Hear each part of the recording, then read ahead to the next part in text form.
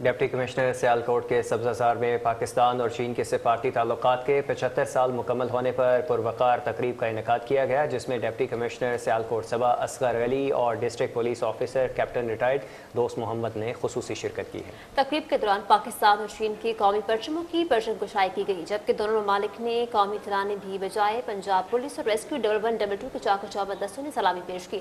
اس موقع پر مختلف شعبۂ زندگی سے تعلق رکھنے والے افراد نے شرکت کی اور پاک چین دوستی کے حوالے سے اپنے جذبات کا اظہار کیا۔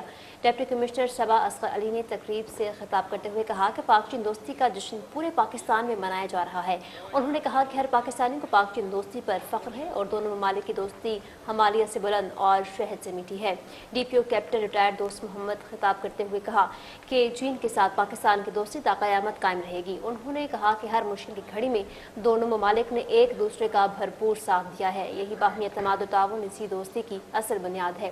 تقریب کے اختتام پر پاک چین دوستی کے فروغ، باہمی تعاون اور دونوں ممالک کی ترقی و خوشحالی کے لیے خصوصی دعا بھی کی گئی۔